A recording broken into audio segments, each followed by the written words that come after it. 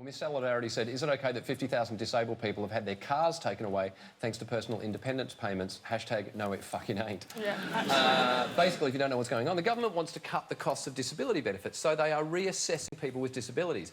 But in many cases, they've changed what counts as a disability. Now, for example, this is just one thing. If you were unable to walk 50 metres unaided, you got a Motability car. Now, you only get a car if you're unable to walk 20 metres unaided, which, by the way, I think is a good thing, because as far as I'm concerned, those scroungers who can walk 35 metres have had it far too good for far too long. That was sarcasm, I'm not seriously saying.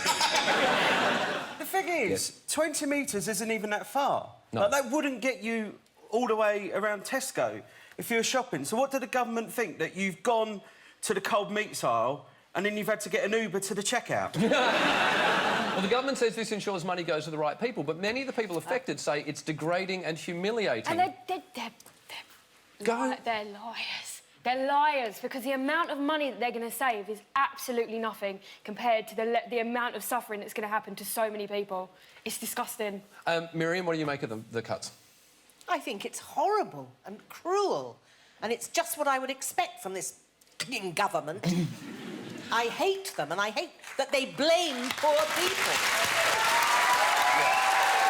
Here's what...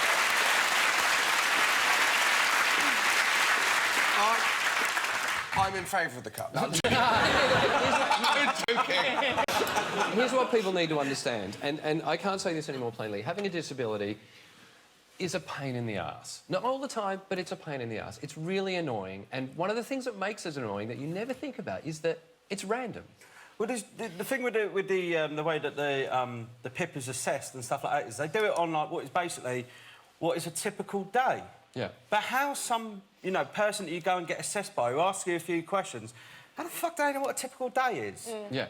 So for like, swearing about it, but how do they know what a typical day is? And for some people, no day is typical. That's the case of it, Some days I'll put my leg on and it'll be fine. Yeah. Some days in the summer I'll get a blister on it and, and then it won't be fine. So that's just not typical. That's absolute bullshit. But also, I know the government in particular, when they assess people, OK, that you say you might get a blister inside your prosthetic and that makes it hard to walk. But the government, from what I understand, the assessors go, yeah, but we don't count that because you've got a prosthetic, so that means you're OK on that side. Yeah. Now, I dare anyone to have an ingrown hair follicle or an infected hair follicle inside a prosthetic and walk more than about 5 metres, because it hurts like hell and it swells up like you can't believe, and you have to take it off for a few days. Now, in most cases, disabled people have been dealt a shit hand, and in some cases, quite literally, been dealt a shit hand.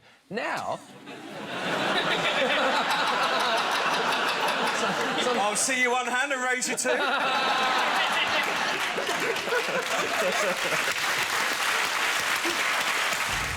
Is it true you said you wanted to do a play because you found touring and doing stand-up very lonely? Very lonely. Are you joking? Yes. I was your tour support.